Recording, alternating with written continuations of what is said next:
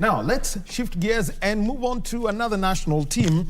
And this is the Kenya Simbas. And we are going to be in conversation with coach. At times I get so used that at times I even call him Mwalimu. In Tanzania, they don't say coach, they still say Mwalimu. Paul Odera, who's the coach of the Kenya Simbas, they're traveling tomorrow to the United Arab Emirates in Dubai.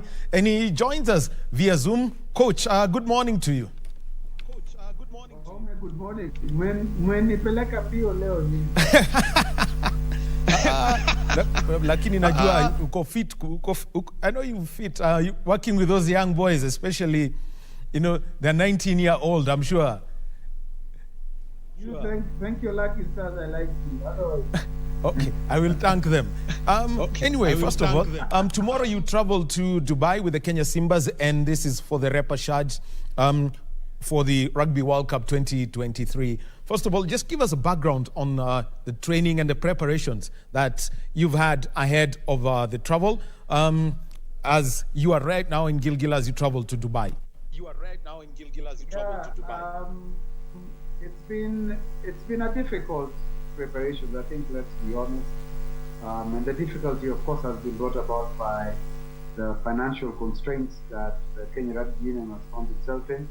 It's also been brought about by budgetary constraints within the Ministry of Sports. So if you combine those, and also we've not had any, we've had sponsorship, but not enough to be able to prepare the team. So if you put all that together, that's what's made the preparation difficult. We were to be in South Africa for high performance camps. That's not been possible. World Rugby has come through some funding, but that funding has not been enough to be able to cater for the preparation. So if you ask how the preparations have been difficult from a logistical and financial perspective. However, in terms of tactical and technical perspective, the players have been fantastic because we've been able to cover a lot of ground that we lost when they took a break after the July qualifier in France. So we've covered very good ground. We're also happy that with all the players who are available, we've managed to get our overseas players in. We thank Odera a lot for coming through, and that has been a positive. There's been a lot of disruption with the backline. Repechage got injured. Vincent Onyala has gone in the 7th. Colin Odera has been unavailable because of work commitments. Andrew Matoka has gone to the United States for studies, and Dominic Coulson has not been able to work out a proper schedule because he's doing his master's in the UK. So I guess it's just another word for a head coach of a Kenya national team, particularly a national team who are not professional, that we've had to deal with all these challenges. All right. So, Coach, now let me talk about two players specifically who are going to be making their debut. We've got Derek Wahome and we've got Joshua Odera. You could tell us about the two and the reasons behind picking them and including them in the national team setup. Amon Omalo. Derek Wahome used to play for Kenya. Amon Omalo, yes. A very good friend.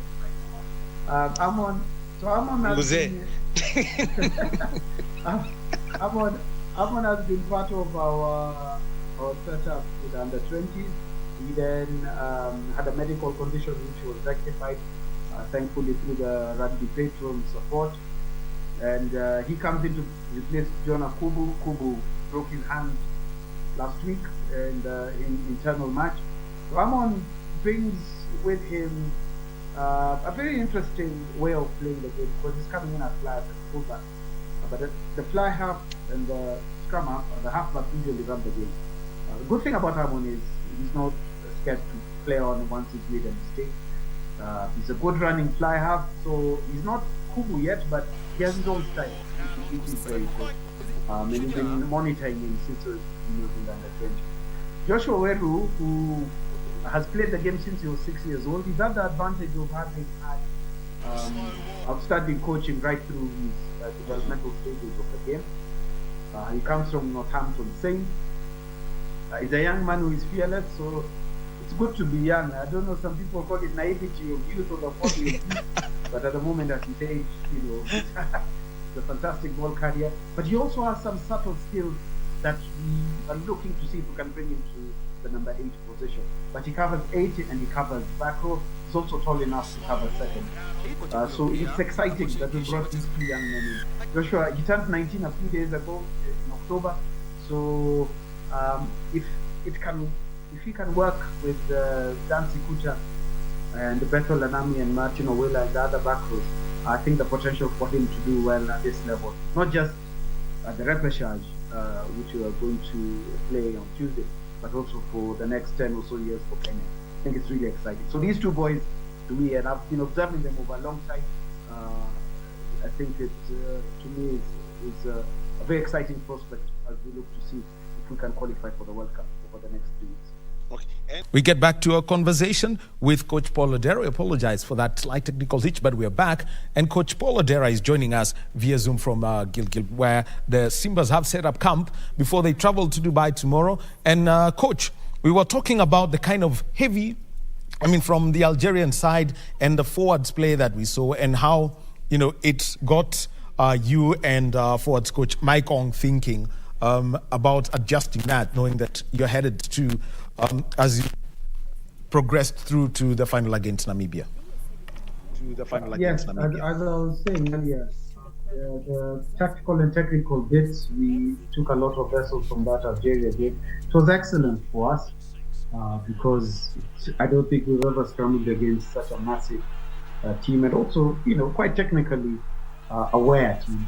But from a mental perspective, I think that's where we had the biggest gains for our forwards, because they were able to play against people who are, elbow here, there was a punch here or there that went unnoticed. But also, there was a lot of talk coming at them. So they were also playing against the Algerian fans. First game that you will be playing is going to be against the United States on the 6th of November. That is Sunday.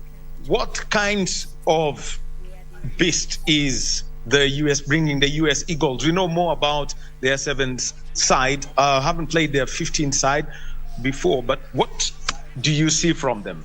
It's a huge beast. Wahome.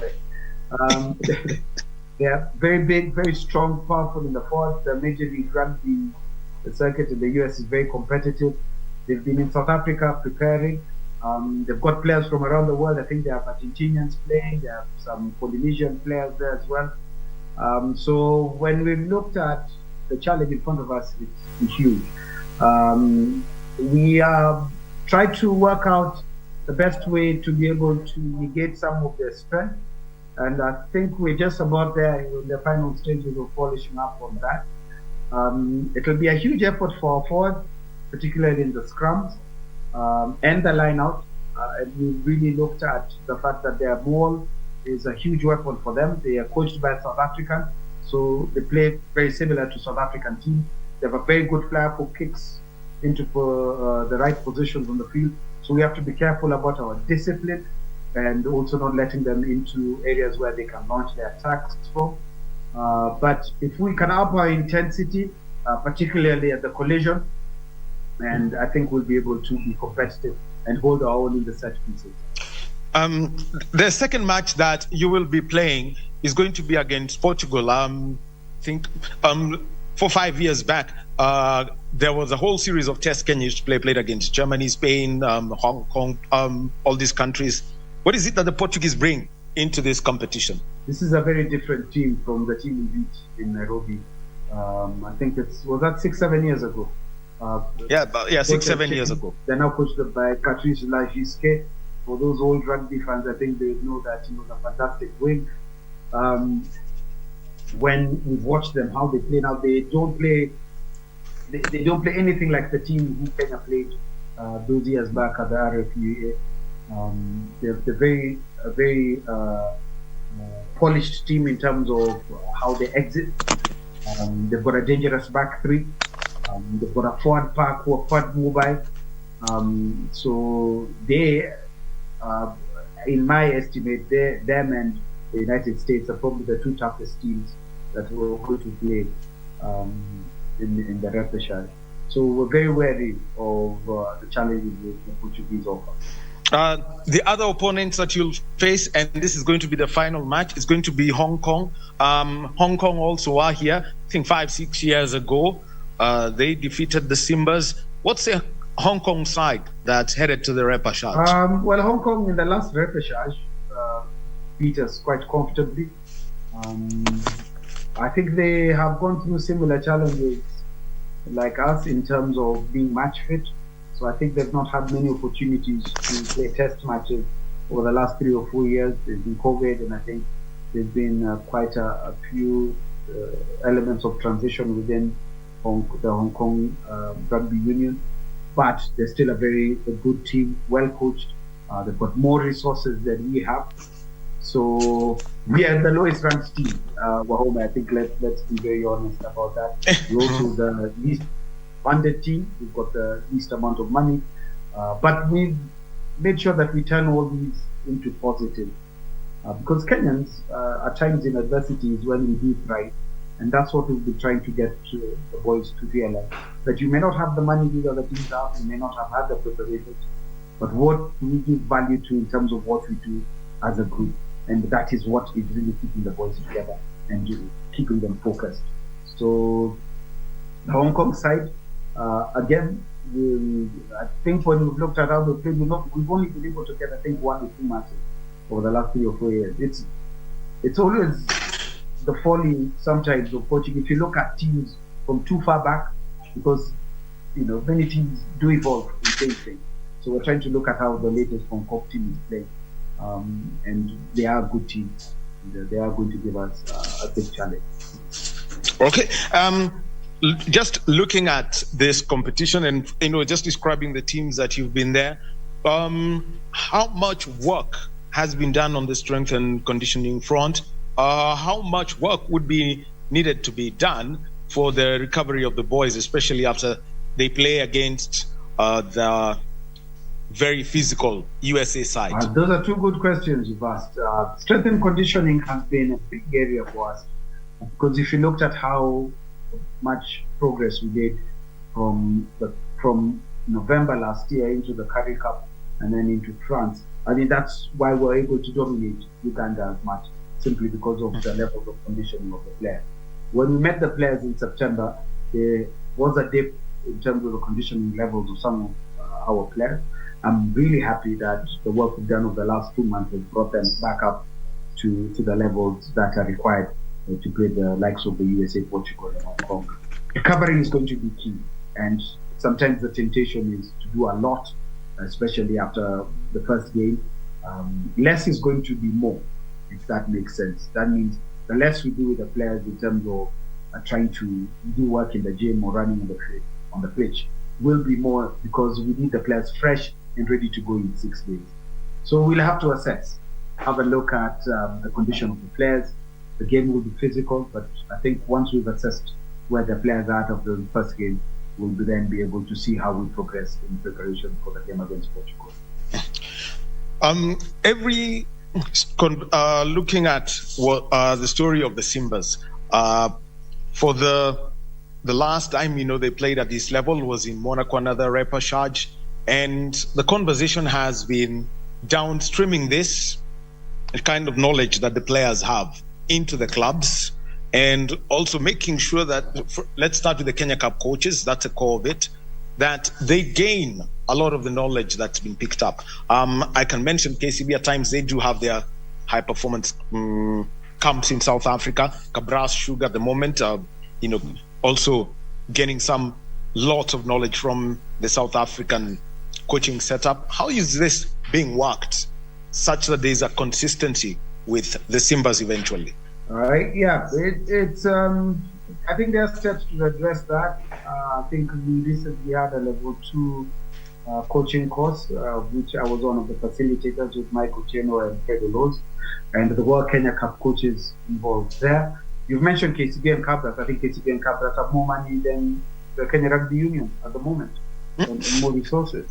Sadly, that's a reality, but I guess it's like that even with clubs in Europe, where you find clubs in France and the UK have a lot more money than the national union. So, for that respect, KCB are spoiled for riches in terms of being able to go to South Africa, have a high performance camp. They're also able to get in foreign expertise here to be able to support their preparation and support their training. So at the moment, we're trying to do our best to streamline some of the knowledge and intellectual property and the institutional memory from the national team onto the clubs. It's not seamless, but it's getting better. And hopefully the more we can continue to engage with the top Kenya Cup coaches and the national team, then we're going to see the game improving. Because remember, it's the same player. And the club coaches spend a lot more time than I do with the players. I may spend maybe 12 weeks with them in a year. The club coaches are going to be with them 20, 25 weeks in a year. So it's getting better. It's not where I think it should be, but the cooperation between clubs and coaches and the national coaches is getting better. Okay, now the last one, and it's a quick one. How has that? How's the squad, coming up together? Because you've got some young players, those who've been blooded from the under-20s, from Chipu onto the Simbas, and those who've been in the system. Considering that now, Darwin Mukidza is the old man of the squad at 34, but he's got players who are 10 years younger than him. How's this working out? It's working out quite well. I think first I've got to give a lot of credit to the leadership group. That's Dan Sikuta, Malcolm Monsando, Darwin Mukidza himself, Martin Owela. These are really good, solid men, and they have done their bit to make sure that the transition for the youngsters and the older players is good. I think each group, between the experienced older players and the young players, needs to learn from each other. And we are just about getting that balance right. We've been very fortunate to get our mental skills coach from Argentina, Alejandro Neto, who's worked with New Zealand and worked with Chile in their attempts to qualify for the World Cup. No, in fact, they did qualify for the World Cup by beating the USA. So he's bringing a lot of the work that he did in Chile to us. So between the mental skills coach, the older players and the younger players, having a mutual respect for each other. Youngsters can bring a lot of energy and excitement, but they also need to learn from the wise ones. I think we're just about getting that balance right. And I think it's really going to be a point of difference for us when you take the field against the USA on Sunday. All right. Thank you very much, Coach Paul Odera, and all the best. And Johnny Masses as you head to Dubai. Sunday, we will be watching and cheering as usual. And all the best to the Simbas against the USA, Portugal, and Hong Kong in the Repechage. Thank you very much, Wahome, and just let me know when you'd like us to chat. Thank you very much. Well, that's been today's episode of Sports Check. We've had a conversation on handball, cestoball, and rugby. And remember, it is a Monday. We're looking out for another Cabinet Secretary handover ceremony. Eugene Wamalwa handing over to Cabinet Secretary for Defense, Aden Duale, and this is at the Department of Defense headquarters. Senator Mutahi Kagwe handing over the health docket to Dr. Susan Nakhumicha, who was appointed and sworn in as Cabinet Secretary for Health.